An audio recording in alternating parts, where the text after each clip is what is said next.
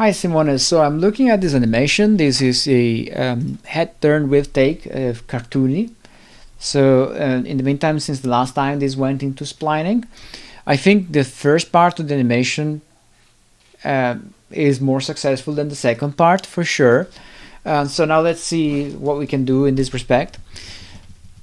So let me just go frame by frame there and see what's going on.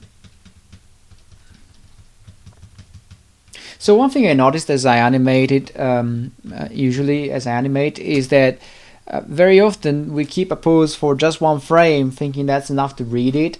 So I think you can keep it a bit longer and work into the pose, so you don't really freeze the pose, but you keep working into it. So for instance in here, and also you want to kind of delay certain aspects of the animation from starting. In here we go from no motion at all to the next frame, everything moves all together. Look at this guy here, look at the leg. Now the knee is one of the things that moves the most apart from this guy here. So you really don't want to compete with that guy there. So perhaps one thing you could do as a first pose, you could start moving the head and move the body down a lot less so that you don't bend the knee that much. That would be, I think, already a starting point. And for the fact that you can keep a pose for longer than one frame, let's consider the down of the eyebrows here. Okay, so we are going down here, and then the next frame we are up again. So we are up, down, up. So in 3 frames we are down on 1 and up on 2. That means that over 3 frames you spend 2/3 of the time up. So your brain is going to record, the audience's brain is going to record the up pose as the pose they have seen, with perhaps a bit of noise on the way down. So I think this would work a lot better if on the way up in here you were still crunching down on the eyebrows, and then you will start a little bit later. You would overshoot and then go back down as you're doing now, and that will make sure that the motion of the eyebrows will be a bit more noticeable, because it stays down for longer and it starts moving up in a place where the head is sort of not moving anymore that much. So you will be able to see this motion on the way up a lot better. Okay, so put facial expressions where we can see them. If you hide the facial expression change in a moment where the head moves a lot, we might miss that. Okay, the other thing is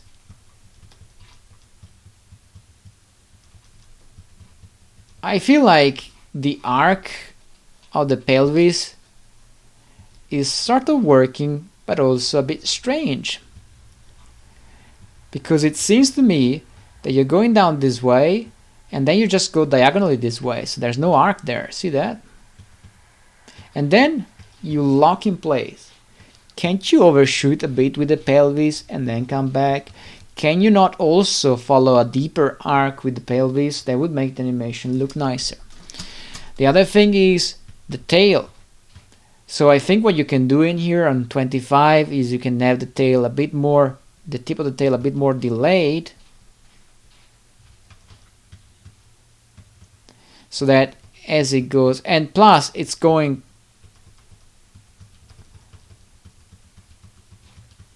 and plus you have to decide whether it goes up or down. What's the arc?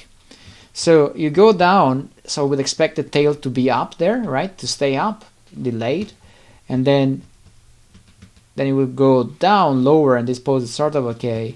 That means that it's going down, so that means that in here it's going up, so that means that the tip is being delayed, and then it will settle. That's from the side view, so from the back view here.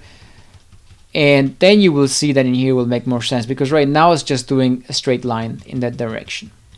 Also, you want the tip to be the last thing to unfold and to come back into position.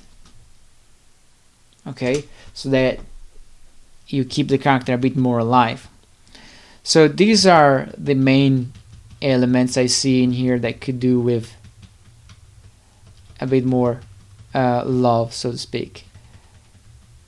The other thing is, when you're here on this pose, you can still keep this wisp of hair frontal, and I think even in here on 25 you can be frontal, and then it will mean you will get there later with the pose at the end. Okay, so if you delay that by a couple of frames, it will probably look a bit better. Then as we go, this motion is a bit confused. It's almost there, sort of there, but not there. It doesn't feel like there is a clear vision as to what you want to see. What do you want us to see as an audience there? Not clear. So I don't know exactly where I should be looking at. So as a result, I don't even know what to say in particular, because I don't know what is it you want to do in there. So let's see. I think that in here you need to fix this with a foot roll or whatever attribute you have in there. That ankle is broken. And I think in here one of the problems is that you're flying, well, you're intersecting with the floor, but that's minimal. You're flying up. Look at that, you're flying up and your foot holding the weight is moving already. How can you how can you lift up your body if you cannot push with your foot? So your foot needs to be planted. You can swing it around the pivot, of course, but otherwise it needs to be planted. The problem is that in here you have the heel up and the tip moving around. It's not even pivoting, it's just moving, or so it feels. So try to make us feel like we are rotating around the tip as opposed that we are translating the tip. And do not leave the floor with both feet unless one of the legs has been straight first. That's a kickoff pose. You need a kickoff pose in there, okay? Then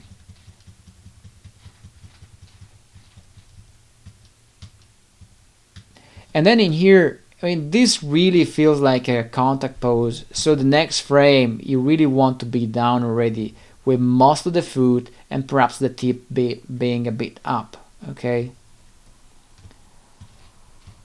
Because it feels like you do all this effort to go towards the contact. Next thing we know, the contact is not that important anymore. We just stay up with the foot. Just go down and on frame 53 be flat. So we're done with that. But instead, what you're doing here, look at that. You move forward this way and then you start sliding while you're on the floor towards the back. There's no point in that. Just go contact and flop down. That's it. Call it a day. The sooner the better, I guess. So then what else in there? I feel that the motion at the end feels a bit uncoordinated. It feels like the head is moving down this way, but then the body is landing and the head stays there, which, you know, could work. But then the head starts moving back. Look at that. Look, track the nose. But then it doesn't move back anymore. There you go. So you have a very strong arc down, suggesting we should probably go down there. And we go down there. So we are thinking, well, it's going to sort of stop, grind to a halt, right? Well, it actually freezes to a halt. Where we are like, yeah, okay, whatever, we might buy into it. So we are grinding to a halt in here, so we take it, we are staying there. No, we're going back. So we're like, oh, okay, now that changed, so that means we're going that way, right? And we're like, yeah, okay, next frame, we're gonna go there for sure. No, we're going there. And then we're going there, and then we're going there. I don't know. I feel in here you have to track the arcs of your nose a bit better.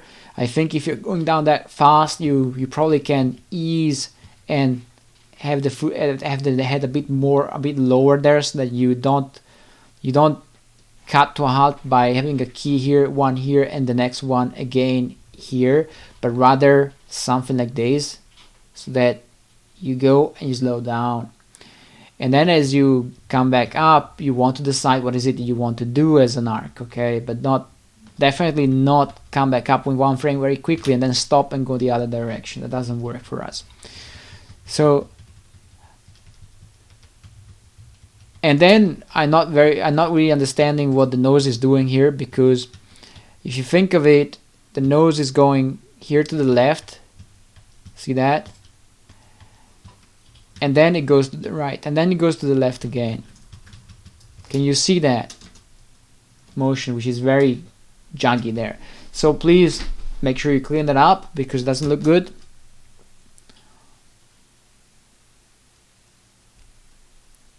And I think also the arcs of these pointing wrists are a bit bizarre, or I don't know, maybe there's something wrong with them, maybe they're not bizarre. Let's see. So the finger goes up, then it goes down, carries the forearm with it, again a bit slower, and then it comes back up. It comes back up, and there's no reaction from the rotation of the wrist, really. So we go down, we go down, we go down, and as it comes back up, the wrist is parallel to how it was. Okay, we're like, okay, I could buy into it.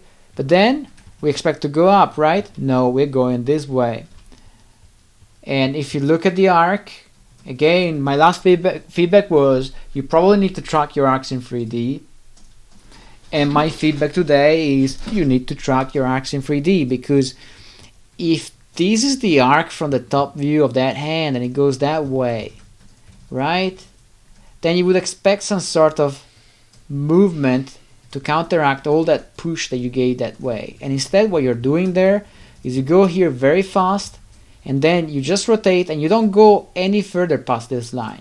You start going that way and that way.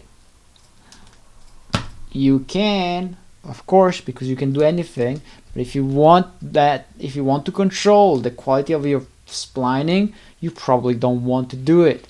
And in fact, you can really feel its mechanic there. So for that arm, track the arcs.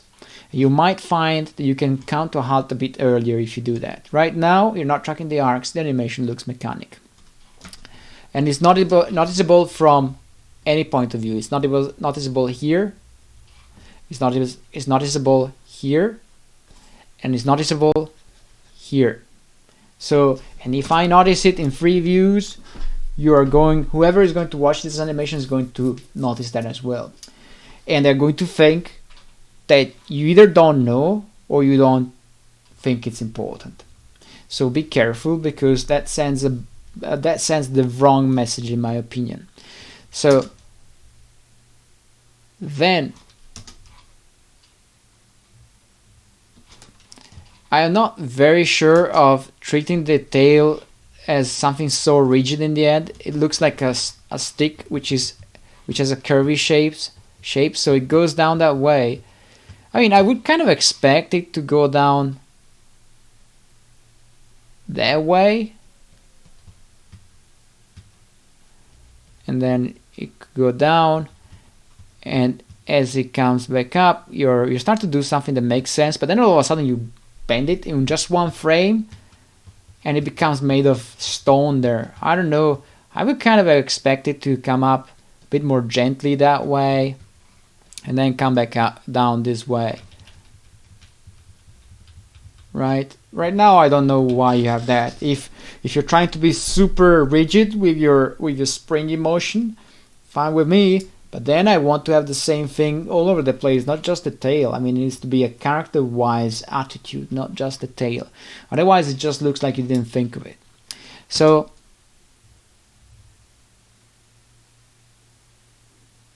just a second as I look further. Yes, the motion of the head in here is a bit strange, because you push back up that way, and then you're pushing it forward, and then you stop. I would kind of imagine that you really want to decide if the part of the body which is landing first is the pelvis, or if it's the chest, or if it's the head, because in here it feels like you with 3 parts of the body, you're going down altogether. I think you want to establish who goes first. I would probably even think that the head could be the last to come into place, so that it's lagging behind somewhere over here. But I don't know. It's your choice. But there's a strange. The arcs in there are a bit strange. I think you need to look into them.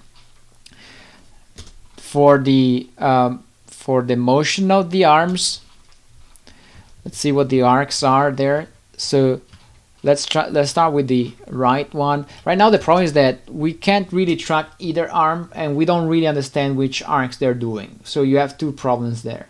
You want them to be a bit more trackable, you want the audience to be able to understand what's the path they follow, and you really want the audience to see an arc in there. I mean, that's the whole point of looking at this thing, I think. We want to see nice arcs. So let's start with the right arm. So the right arm goes that way, then it goes straight that way. I cannot really judge from this view, but, well, actually I can. It goes straight, so it's not really following an arc. And then the next thing we know is going this way. So actually this is the curve you're making the arm do.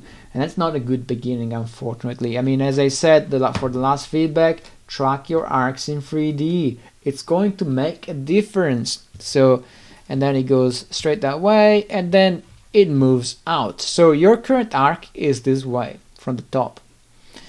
I don't know what you think of it. I mean, it's not wrong per se to have an arc like this, but I don't think this is the place. I mean, it depends on the motion. If I'm doing something like this, okay, yeah, let's do it. I mean, by all means, let's zigzag the thing. But if I'm not, then let's not. So right now, your arc from the top is this thing, and it stays there for a while, and then it starts going that way. So really, that's the arc. Now, I don't argue that you might be able to pull it off from the camera anyway, but this does not look to me like something that would make it easy for you to spline. So my suggestion is decide what's the arc there in 3D space, and then let's discuss it. Or decide and apply it. If you're happy to stay with the zigzag, well, fair enough, but this is just my opinion on it. And again, it goes up that way, and then it goes back that way, and then it goes there, and then it goes there. So it's something like this. I don't know, it's a bit strange. I just think you need to track the arcs in 3D. So that's the same feedback from before. So now from the camera point of view, instead,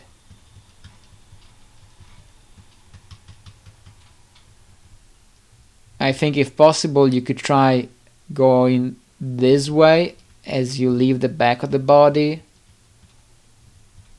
because now you go that way and then you go that way, so your arc becomes that, but then you raise it, so your arc becomes that. So, and that's, I'm not going to check the other hand thoroughly, because I feel that this spline is disregarding arcs, and that's something that I don't think works with this animation. Okay, so your animation is all about doing this kind of thing, and you're not tracking the arcs, and this is all about tracking the arcs. So you need to give more attention to tracking the arcs. So next time we see it, let's see the arcs tracked in 3D for the parts I've highlighted. Let's see the arcs tracked in 3D for the hands, so that the motion becomes clearer, because right now it's a bit all over the place. I mean, yeah, I don't argue this is a great improvement if compared to the last time, and certainly you're moving forward. But at the same time, if someone with professional experience sees this thing, they're going to read right through it. Okay, they're going to see that you're not tracking the arcs. It is not going to be a mystery for them. So we don't want that message to go across, because the problem is that tracking the arcs is one of the essential principles of animation, and if you don't do it, then it shows. So I mean, while people are willing to close an eye on a performance that maybe is not excellent in terms of acting, because I mean it's very difficult anyway, I mean they're a lot less likely to be lenient towards not applying the basic principles of animation there. So this is potentially good stuff, but you really need to track the arcs. Sorry for being so long about that thing. And same thing with this hand in here. It goes up that way, and then it goes down vertically, and then it goes. So that's your arc there. So it just doesn't work. So you just have to track the arcs there. And with the feet, I think the right feet is actually tracking the arc a lot better there.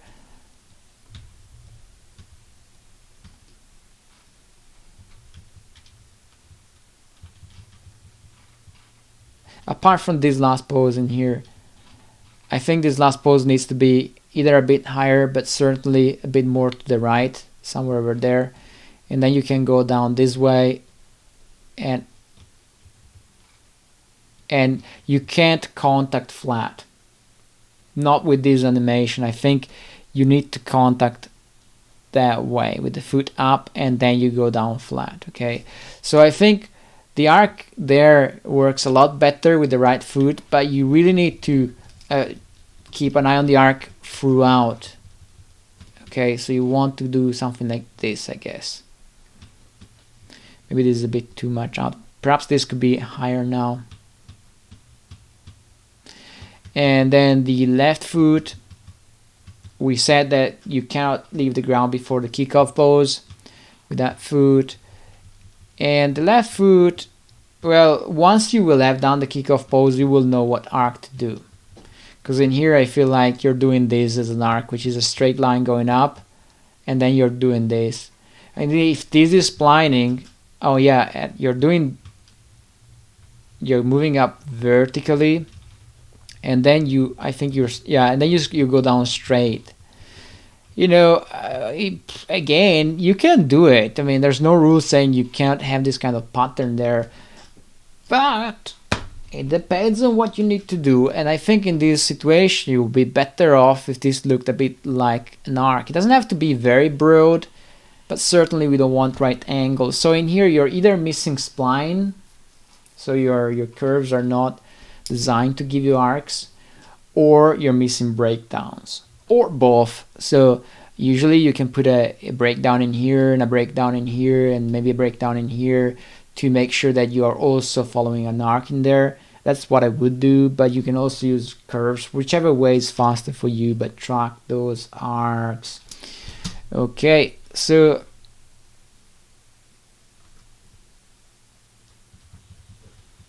once you track your arcs, we can talk about overlapping motion in ears and hair. I feel like these parts do not work too well because you go down very slow, and then without the head even moving down, they start going down. Why would they go down if the head really hasn't moved in that direction? The head was moving in this direction, right? So if anything, this guy should probably move forward somewhere over here. Should move forward and then should fall back to the left hand side of the camera. This guy can possibly fall down, I guess, and then keep on falling down in here. I think you can delay in general this overlap that you made by three frames or so, but in general it doesn't seem to react to the motion. But I wouldn't even care about that right now. Right now you really need to track the arcs of all these limbs, and then after that works for a fact, you can do all of your overlaps, because right now it doesn't make sense to tell you change the overlap if your main arcs are not working. The first half is cool. That's very minimal stuff to fix. The second half really needs a lot of love on the arcs. Okay, have fun.